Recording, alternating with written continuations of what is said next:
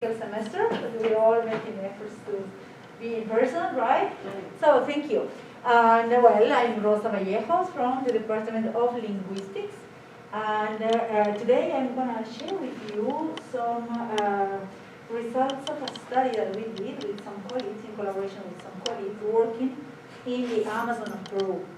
And so I will start giving you the background and some context so that the study itself makes sense.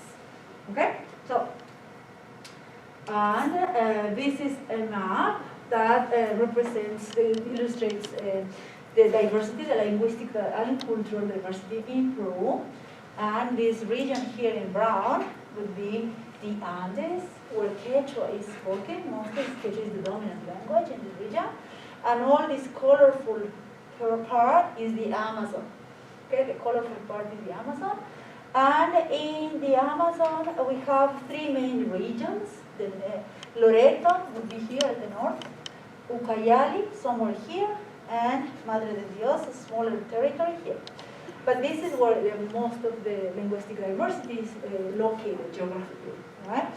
And in Loreto itself, today I'm going to talk mostly about Loreto because the two groups that we've been working with for this study in particular are located here in Loreto. So there are around 23 languages here, and to kind of get an idea of how diverse this area is, their languages belong to 8 linguistic families, so they're quite diverse. But also we have 5 isolates, meaning these languages have not been able to be classified, right? Not yet. We don't know if in the future we will, once we have more information, more studies, but so far we have 5 isolates. So it's quite diverse. This is the national census, the last national census that happened in Peru in 2017. And in this region alone, almost 10% of the population self-identify as a member of an indigenous group. This is, I mean, I was expecting a higher percentage, right? But this is self-information, right? That's how they identify. And there's indigenous population are usually highly stigmatized in Peru in general, but especially in the Amazon. So the reason why this number may have turned out small. And then, and all the other number that gets our attention, should get our attention, is that only 6% of them declare to have learned to speak in an indigenous language. This was the way that this information was elicited. It was not like, do you speak a language? No. In which language did you learn to speak was the question in the census. So that's that which, of course, now we don't know for sure whether they're still speaking the language or they have abandoned the shift. We don't know. But that's a very informative number anyways. So as the numbers over the years tell us, there's increasing social pressures to shift to Spanish. That's clear. And so one of these groups that live in the Amazon are the Cocamas. And the study that we did was with 2 indigenous languages, with Cocama and Quechua. Quechua is part of this big family of Quechua. Quechua is mostly the denomination for the Andean variety, and Quechua for the Amazonian variety. Okay, and all the way through Ecuador. That's Quechua. So for the Cocamas, this picture here represents a group of young Cocamas that are now participating in a project that trains bilingual teachers. I'll mention a little bit more about that in a minute. And part of their training is learning about their own culture and learning their language, because the Cocamas have undergone language shift about 5 decades, more or less. So these are the numbers for the Cocama. Cocama Cocamiria is the name of the whole language when we consider both varieties. The Cocamas live somewhere here and the Cocamillas somewhere here. And so the population we estimate, there's no hard numbers, it's difficult to know how many are Cocamas actually. The estimation is about 20,000, and they live spread in small villages, around 120, 150 villages throughout this region. And but speakers of the language, there are no more than 1,500 at this point. It's actually a small portion. And the other important piece of information is that most of the speakers are elders. Okay, the people that I work with, I have worked over the years. The average age is 62, 64, I believe. So, and again, the official number from the last census is that only less than 1,200 actually learn to speak in Kokama. So the numbers are small. And this is for linguists. I can skip this perhaps quickly. A few things are of interest in terms of variety of features that need a special explanation. For instance, categories like tense, modality, number are usually expressed through suffixes, right? Conjugation like suffixes in this language are expressed via clitics, which are operate at larger syntactic units. And then the language has 3 types of tense, according to different distance into the past, recent, immediate, and then distant, right? Historical facts. And another thing that I have is genderless. That are, people always ask me, what are genderless? So I have here an example just to get an idea. This is the same sentence, same propositional meaning. It's in Spanish. We make this ceramic, right? Something like that. We make this ceramic. And this is how the women would say, and this is how men would say, the same expression. And there are several differences, right, in the system. For instance, pronouns, first person plural, exclusive would be the female form, benu, the male form, tana. Here, the demonstrative, the proximal demonstrative, female would say aham, for this one, right? And this would be for the form of the male speakers. The plural marker for females is nu, for males is kana. So you see that there are important differences. And of course, one aspect that we have to consider when we are learning this language is how do we teach this? Well, the first question is, how do kids acquire this, right? But since kids are not naturally learning a language, that question is difficult to explore at this point. And but we are interested in kind of following up in this revitalization project. How is this being taught and learned, if learned at all, for example? Because it's a highly salient feature of the language for the community themselves. I have lots of anecdotes about this, trying to use this and failing many times. So I've worked with the Kokamas for a while now, in fact, since '97, so like 20 something more. And these are more of the more organized field trips. And before coming to the US for grad school, I worked for this project that I'm going to report on for 5 years.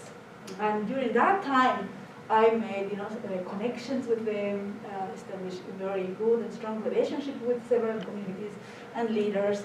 And so over the years, I was able to visit them and collaborate with them in several projects.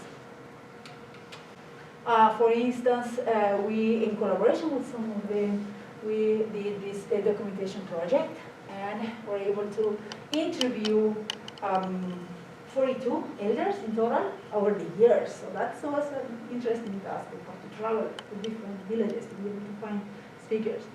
And created lots of video files, audio files. All this material is already archived in a language archive in London. And then we in collaboration with speakers, we also created videos to teach the language. Particularly elementary school teachers can use this. Because we have this content that has already been published as a dictionary, as a formal bilingual dictionary. But that's now with technology and kids, being able to really be more excited about video, we're trying to find ways to engage them with other types of materials, right? So we have a channel and we're creating this thing. And in every video, it is one speaker elder that does the talking. I never record myself. For a seminar, we can talk about why that decision, but it's usually them speaking. And in this video in particular, it's so cool. I remember it's one of my collaborators, a female speaker, explaining the vocabulary around the head. And while doing so, she also explains the differences between female speakers and male speakers. And how would they say this? And a male would say it this way, and a female would answer in this way. Very nice. I mean, completely effective and simple explanation, right? I imagine me trying to explain with more linguistic and probably not necessarily very effective. So that she's then presenting, this one is about monkeys. And of course, that from their perspective, these are monkeys. And linguistically, they are categorized under the generic monkey. And then, sometimes, maybe biology doesn't necessarily agree with this classification, but that's from their perspective when we present the information, right? And when we did during the documentation project, we collected, I think, about 120 words for birds. And of course, since I don't have the training to be able to differentiate these different species, I had coded only as bird, and of course I was in trouble when I was trying to differentiate one from the other.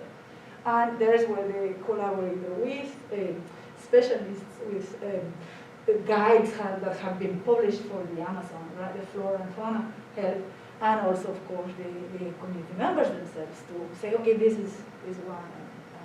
We usually did well. And then fish also, I don't remember how many words for fish, about 90 or something for fish. And there's another one I learned for palm trees. Oh my God, I only know palm tree one. And then they have like 17 or something. Anyway, so these are the nice anecdotes of working, challenges of working with this type of knowledge, right? Trying to document this type of knowledge. And so I've been lucky enough to participate in the creation of some of the resources for the community. And for instance, this one, this is the project that I'm going to talk about in a little bit more.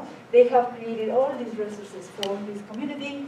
In '99, I participated in the production of the first reading book for children in Fama.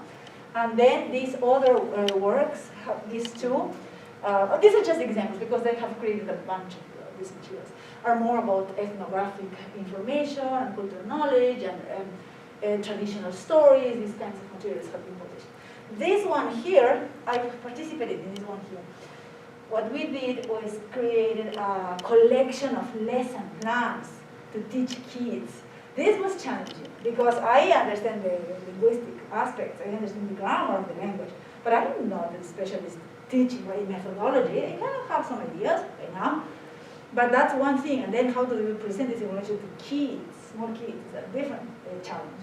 So this was really nice because we worked with a team, with teachers and with elders and myself, and we produced this as a collection of lesson plans. I think we ended up with about 30 for little kids, and with beautiful drawings and activities and such. But I don't know, I have to confess, I don't know if somebody has make a follow-up study to see whether these materials are making any difference. How are they used? Are they relevant? You see, that's important as well. So that's, I think it's to be done. Who did you get to illustrate? Who did? Who did the illustration for the? The illustrations are done mostly by community members themselves, local people. Yeah. In some cases, we hired a trained artist, but local. For instance, remember that I showed you this? This was done by an artist, a local artist, but that with a very detailed knowledge of the region. Because if you had somebody from outside, it won't happen, right? But in this case, yes. And if the drawings were done for somebody that is not a member of the community, but an artist that is local, but from some other community, they have to be run and checked by the elders. And I remember they were detailed, to my view, they were okay. I remember I had to work in tense, right? Like immediate and past. And we work with lizard, yeah, from eggs to mid-size to grown one, sequence, right? And the grown one, the drawing was the tail was a little bit up, a little little bit up from the ground. Well, I didn't notice. Yeah. And then the elder came and said, redo this is bad, fix it. And I said, what's wrong? Where in the world have you seen this big lizard with the tail up? Never, always. These details like that, right? And then, for instance, the idea of cartoons. That's something that we need to work a little until they, especially the elders, see that there may be some opportunities of value and for kids.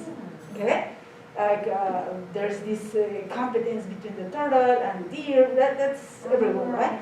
And the drawing was done with them like cartoons, talking, all right, and discussing. And the elders say, oh, wait a minute, take their time. These kinds of things that we kind of take for granted, and of course everybody understands cartoon. No, not necessarily. Okay? So these are two of the things that I did, outcomes of my work, a grammar, and this is a dictionary that I was mentioning, Bilingual Dictionary, which, by the way, I want to make it a trilingual dictionary, because we are now doing another project for semantic annotation, more like a cross-linguistic project, in which we would like to have annotators that don't necessarily speak neither Spanish or Kokama, but can use these materials that already exist. And I have a first draft in English, but I'm now trying to get some student maybe interested in working on this portion, hopefully in the spring, so that we can publish this, not necessarily in print, but online. Because this now, this is already published, it's open source, published by the community. This program was able to get the funding to publish. I think they printed like 1,500 copies and distributed to the communities, because that's something that I did promise I am committed to saying this should be free, right? And so this was distributed to the communities, and I think the impact was good because of all these images are included here, like 400 or so images.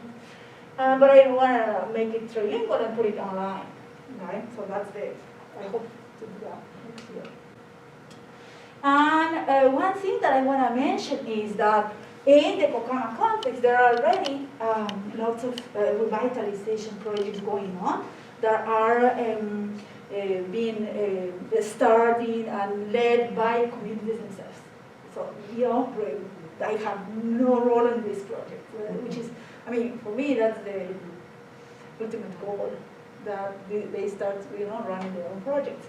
This is a video that was founded in 2006, and until now they have some portion of the program in Kokama, and now they extended it more and more over the years. This is very cool.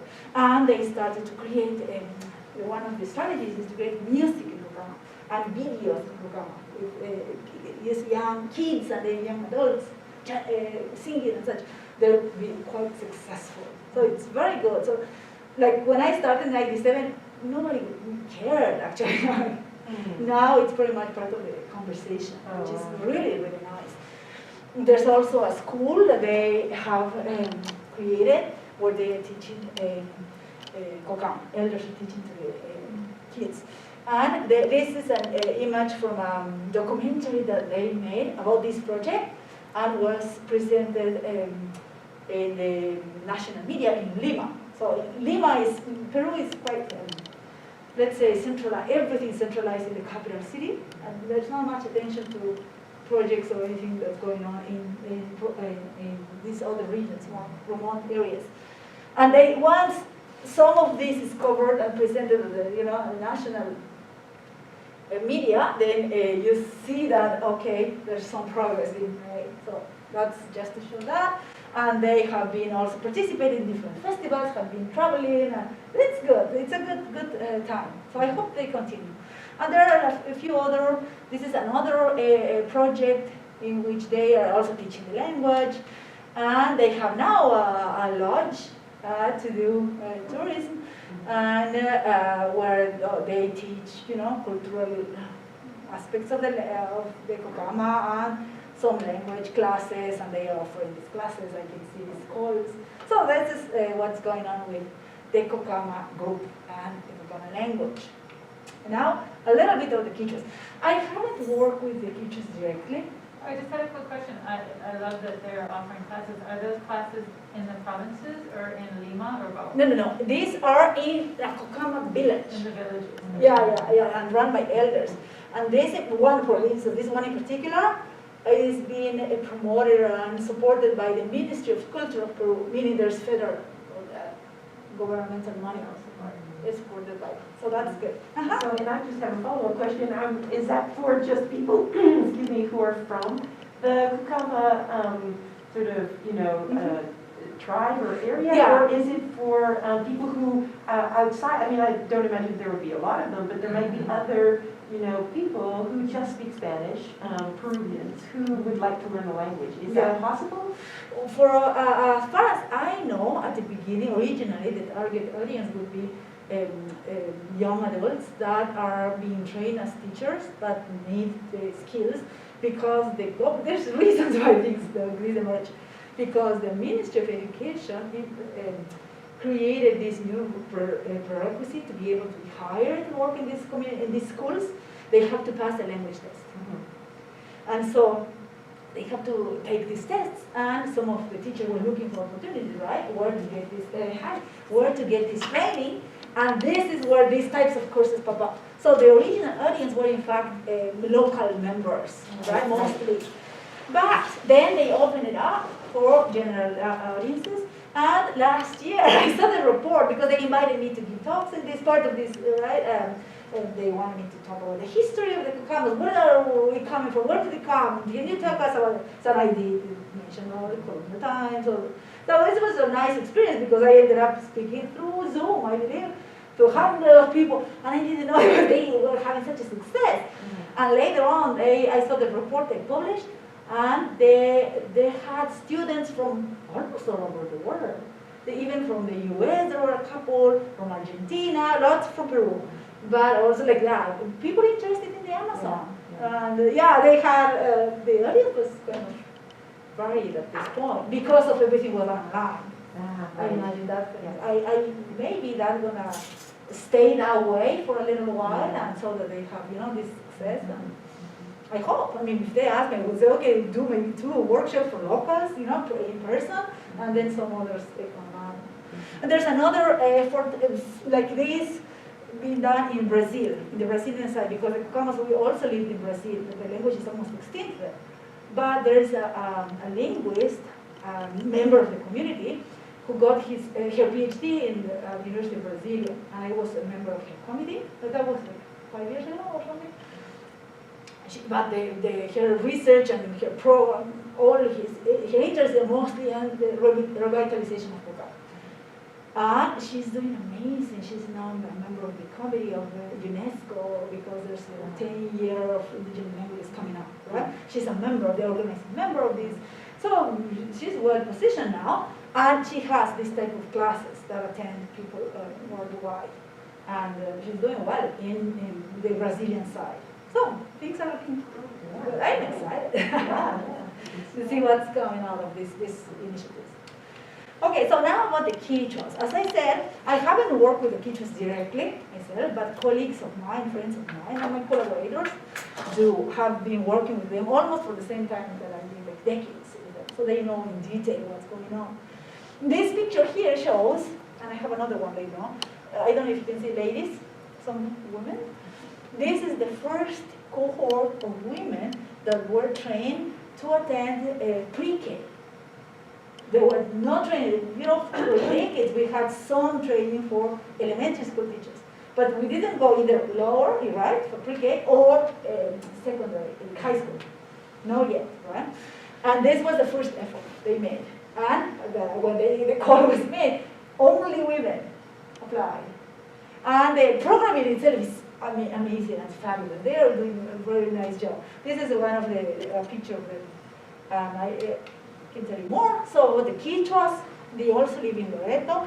Other denominations that you may hear in the literature, you find the literature are Napo and Putumayo rivers, they would be collocated. They are located in 3 main rivers: Napo, Putumayo, Pastaza, Tigre, 4.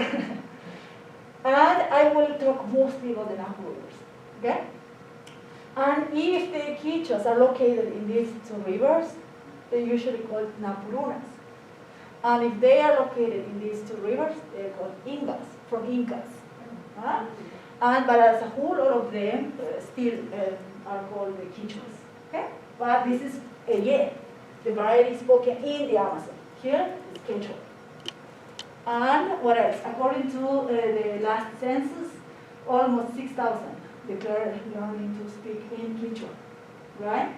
But of course, we need to put this in context, right? In general, in the country, almost 4 million speakers of Quechua, right? Part of this big population. And if we consider all other countries like Bolivia, Argentina, Colombia, Ecuador, we calculate that there are 10 million speakers of Quechua. Okay? So, however, even for Quechua, we are now, there's signs that some of endangerment, okay, of language obsolescence and small shift, but there are signs already. For the Quichuas, it's even more clear. Here's how it goes, and this story repeats in almost everywhere. This is, I'm just focusing only, this is a close-up to the Napo River, right? One of the rivers where they are located. Here it's Colombia, this is the border, Peru and Colombia. This is the border between Peru and Ecuador. And this is the Napo River that goes throughout. This is Iquitos, this is the main city in the Amazon of Peru, the biggest city. Everything happens here in Iquitos. And then this is the Napo River that goes north. And then here it goes into Ecuador. So this is the area that is more remote, far away from this urban center. And this is how things have started to change, right? Here in these communities, you see that children right now are still learning Quechua as the A1. And very few people know Spanish. So monolingualism is still kind of the norm. Monolingualism in Quechua. But just a little bit down south, you have that bilingualism is growing, particularly among Mexicans. And I'm just mentioning this because this is the pattern that we see everywhere, almost. But we can see that, that very specific point in time, seeing chronically what's happened with Quechua. And in this community, and in Gamajacta, we have children are learning both from birth. This is a very, for people doing bilingualism studies, it's a very exciting context. Kids at the same time, from the beginning. Here you cannot say which one is the A1. And here in Rumitumi, what you have is that they are mostly stronger in L1 already. They're dominant in L1. And here, more towards the south, Quechua has been displaced almost completely. So you have the whole range of possibilities of linguistic context just in one river. And the distance, that's an important point, the distance from here all the way to here, that's going to depend on what type of boat you're using. And would be probably 3 days distance when in a regular boat. So you think that it's the fact that they're speaking more of the heritage language up in Chingana is a logistical problem? Yes. It's because of that? It's not because of the specific individuals, maybe how dynamic the elders are, how... No. It's not that? No. What they say, what the people that report, this is, it's forthcoming in an article that we wrote together, and Aide Rosales, my colleague, she's the one that has been working with them for decades, in detail what's going on. And what she reports is mostly the level, the amount of interaction with the urban center, right? And the presence of outsiders in these communities. Okay, so that's to tell you a little bit more about the Quichuas. And now I'm going to shift the focus to Formavia, the project that I mentioned many times right now. So this is, and you can find tons of information about them in their own website. And this is a project that was set up in 1988. So it's 32 years they have already functioning. And they have won many awards and recognitions and such, because it's a very nice project. It's run by the National Indigenous Federation of Peru, called IDSEP. And they have an agreement with the Ministry of Education to run this project. But, of course, the Ministry of Education gives the permission, so they're okay to do it, but not the resources necessary. Now they put a little bit more money. But what this indigenous organization did over the years is get outside funding, mainly from NGOs, so they can run all these kind of pilot projects. What they do is they bring young indigenous from different indigenous groups, ethnic groups, to Iquitos and train them in bilingual education for 4 years. But they come, they have the setting is, they come for 1 semester to the city, and the second semester of the year, they go to the communities and do the practice and the research and everything in the communities. And then come back the second year and so on and so forth for 4 years. And during this time, the instructors of the program, when the students are in the field, they go to the field. And I work in this project from 1997 to 2001, 5 years. And every year we had to visit these communities, right? And see what the students were doing, monitoring their practice and working with the elders and doing that. So this is a really nice program. Has they made some changes over the years. And this kid is from this student is from Shawi people, the Shawi ethnic group. She's a Kokama. This one is a Hibaru Awahum, and this one a Kichu. Okay, so just 4. Over the years, they've worked with 14 ethnic groups, but there's 20 something, right? So there are many that still. And can they understand each other if they talk their languages? In Spanish. Yes, but I mean, just in the other languages cannot understand each other. They're not similar in any way. Okay, maybe the question is whether there's some multilingualism. Yeah, whether right. Or some of the students are multilingual. No, some of the, historically, some of the Kokamas spoke Quechua as well. Quechua Kokama. But they're not related in any way. No. And so they have classes in, some of the general classes are in Spanish, but some of the classes are per group. And in those spaces, they work in their languages, even the classes themselves. And here, this is one of the classrooms there. And this is one of the latest picture, I believe, just to show you how is the setting, where do they come to study. It's beautiful. It's 7 kilometers away from the city, just a center for study. So they come and live there for these 6 months. And they do all kinds of activities, of course, sports among them.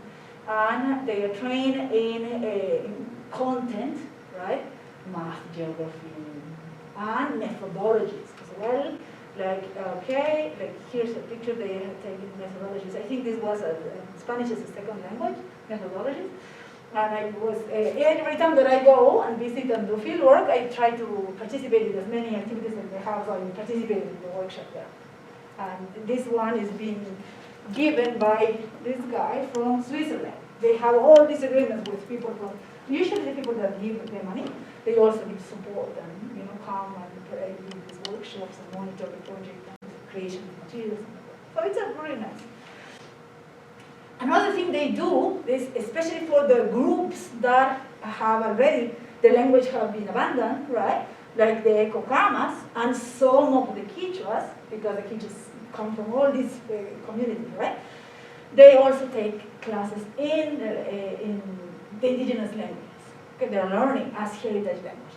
Okay, so they are already taking classes here of Kokama. There's an instructor, right? And there are the elders. This is an elder.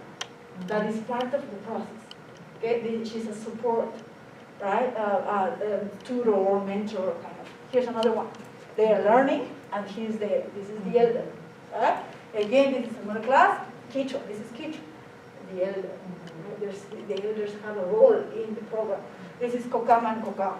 This is Quechua. Yeah. And so again, they are training all the types of themes and areas, right? Because they want to be teachers, but also in methodologies and learn the language. That is the portion that we were interested in exploring. What is going on in these classes? Because nobody has done a study on what is the outcome of learning, taking these classes, right? How is assessment being done? That was the question that we had. And this is an extra picture of the women that I was telling you. This is the first cohort, all of the women, the pre-K teachers. Okay? This is the first cohort. I don't know if they're going to do another one. And yeah. Okay, so now I'm going to just move to the study that we did with colleagues. So this is in collaboration with Fernando Garcia, he's now one of the directors of Formavia for the project, and Aida Rosales, who was also the director, now is just an instructor, and she's the Quechua specialist, and he's Quechua, member of the Quechua community, and I work with the Comas for years, right? And this particular study will appear in a volume being edited by one of our own, Eva Rodriguez, from Spanish and Portuguese. And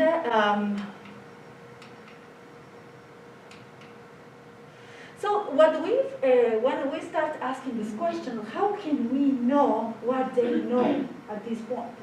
After all these decades of work, right? But somebody at least tried to explore it.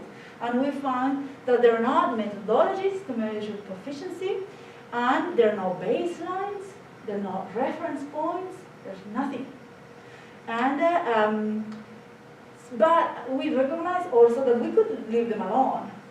Right? It's their own process, it's a situation that is unique. But we do recognize that it is important to understand, to explore what are the areas that are going well, and maybe some areas in which we can help with that need improvement, right, into this process. This is very much the motivation for what we did this study. And for the design of the project, I really consulted and asked for help from Eva in particular, because she's an expert in assessment, right? And how can we do this in this context? So what we did is we created opportunities for the alumni, people that have already finished and is already working in the communities, we have access to them, to show us what they know, what kinds of things they can do with Kokama and Quechua. And the participants that we find are 5. Again, all of them have already finished the program. They're already working in the communities, right? And 3 Quechuas, 5 Kokamas and 3 Quechuas. And what we did to collect the data is we used a video, picture cards, and a questionnaire for biographical information. And I will talk about each of them in a minute, well, now. For the Kokamas, we use this video that I've collected over the years under the documentation project. This is one of my consultants, my co-author of the dictionary. She's here explaining how do you make a particular fan out of palm trees, right? And in this portion of the video, why did I select this video? Because the pace is nicely, done, like it's slowly explaining, and has lots of vocabulary of a particular semantic domain. It's a procedural type of genre. And so what I asked the student, the overall video is like 18 minutes or so, but we selected only the first 10 minutes. And in the first pass, we asked the participants to do a word recognition task. Just identify vocabulary, because it responds vocabulary. She's explaining all the tools, the instruments, the type of trees, which pieces of the plant, and what type of movements you have to do. There's lots of vocabulary. So the first task, we asked them to do a word recognition task, and then in the second pass, they were given the opportunity to identify more details and supporting details, main ideas and supporting details, and capture them in phrases and sentences. And also we said, okay, if you recognize more words, just add them to your list. So that's what they did. I don't know if you want to see, if I can show you the video, maybe.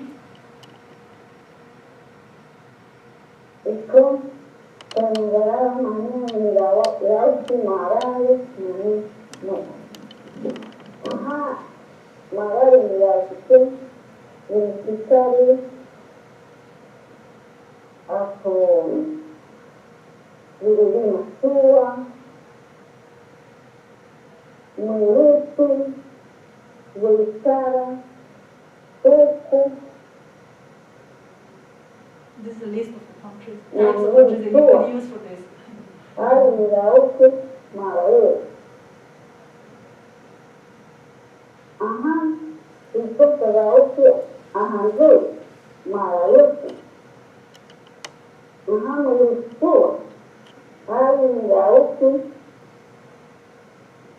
Temutuanu, Kua. So at the beginning, as I said, it's a little bit slow, right? But once she started actually making it, she just goes. Yeah, but it worked well. This as a stimuli worked really well. And okay, the other thing that we did is use these sets of picture cards. These cards were created by Formavia and used with kids in schools to create stories for the language arts class. So these sets of cards are very appropriate, culturally appropriate, and significant and salient. With all this consideration, we use at least 2 or 3 sets of this. Here's another set, right? This is what I was telling you, the cartoonish presentation. And so we provided these picture cards, and the participants could organize them and order the way they want and create a story. And this was used for oral production, and the previous one was for oral comprehension. Right? And then we had a questionnaire to collect biographical information. There were 32 items. And because we wanted to learn more about what the motivations to join the program was in the first place, whether we have any type of input, access to the language at the beginning, before, during childhood, and also before coming to the program, all of that, right? And the attitudes about the language, and all that. So here I'm going to just show you a couple of the results. And in terms of oral comprehension, we see here are the results for words, number of words that they identify the vocabulary, right? And here are the number of phrases, and here sentences, clauses, entire clauses, right? These are for the 5 participants. And we see that identifying the vocabulary was not a problem at all. They all were able to identify almost, and they were all on target. Every word was, they didn't present the nonsense words, what's the that they created a word because they could, imagine they hear it. No, every word they put it was an actual word that was present in the audio, in the video. And then a number of phrases also were not too bad. Here, this participant was a little bit better, but look at the vocabulary. Shorter. I don't think we can make much of in terms of statistics and running statistics here. This is just the first pass.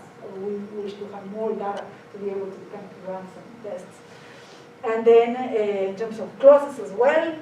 So for us, this meant in terms of oral comprehension, they were almost all relatively similar.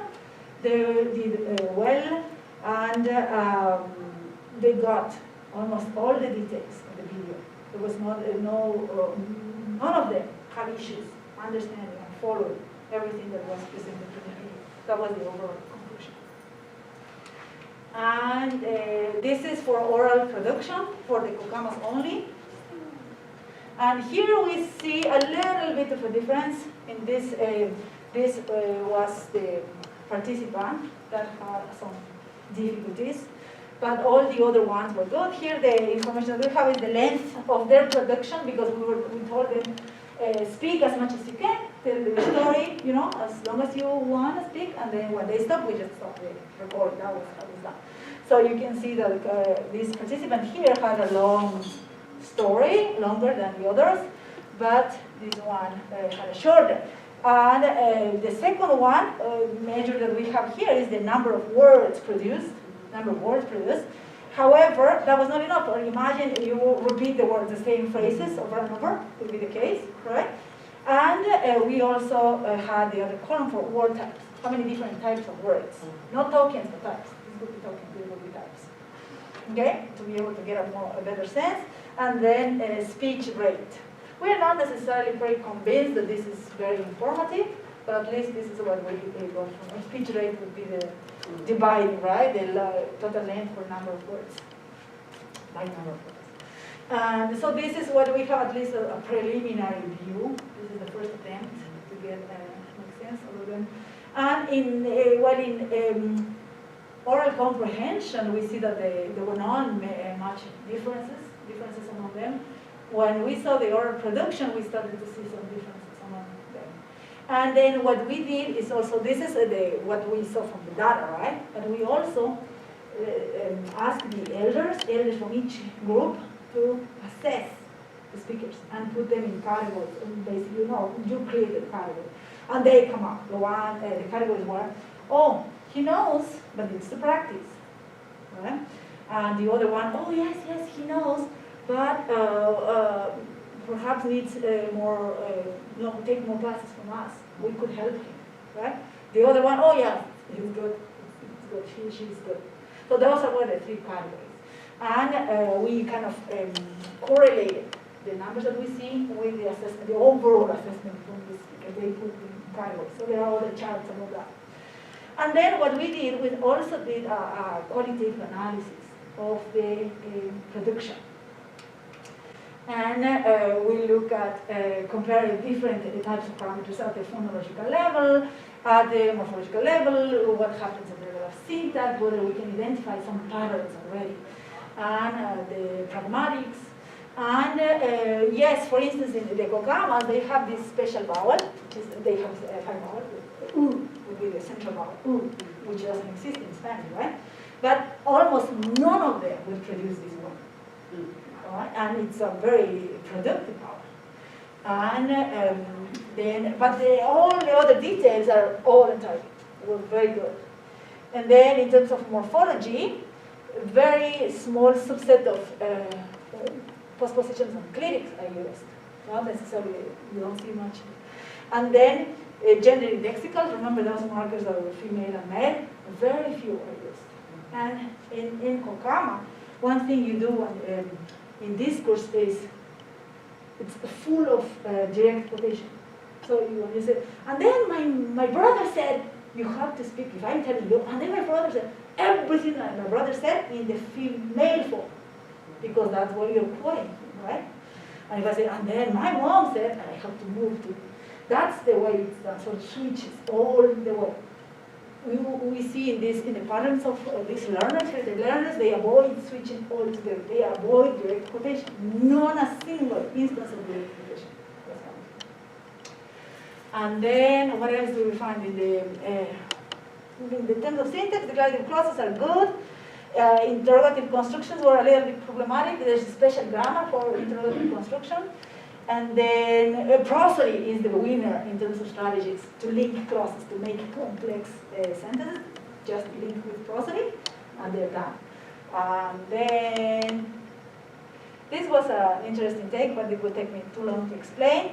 And as I said, reported speech was avoided altogether. And similar things we see for the Quichua. And we did this as a way to make suggestions for to develop specific curricula to help, at least deal with these specific issues. And but of course we had this discussion. But what are we comparing this to? We are having, what's the reference point? Are the elders, the traditional speakers? But these are a type of speaker on their own. Maybe we could present this as the new types of language that are emerging in this context, right? And this is especially true for the Kokama, since there are not many input from traditional speakers, right? There are not many opportunities for them to hear the target language. But for the Quichua, there's still, the presence of speakers in the community, so there's more obvious to kind of compare what they are producing with what elders are doing, or fluent speakers. For the Kokamas, it's a little bit more difficult to make the case. Why is it that we are comparing their speech with traditional elder speakers? Whether there's need to do that, or how helpful is this, this particular perspective. So that's a discussion that we can have now, because we already at least did a preliminary study. And of course, we hope to continue now with more participants and maybe working better some of the details, to have a more sophisticated analysis. Okay? So the overall conclusions of this particular study was that revitalization initiatives can have a good impact, can provide opportunities to learn these endangered languages if we have a well-thought program, right, and with opportunities for immersion. And the other thing that we did is that for Movia, the results in general are good, they're there, and it is important to acknowledge that, right? And the other important point that we find that everybody was almost a militant and activist already of this is my language, I want to do this, I'm convinced. And that is very important. That also should be part of any assessment that we have about heritage language in general, but in particular in this context. So these are kind of what we have learned, and I can't believe I'm out of time. These are some of the elders that I've interviewed over the years. Thank you.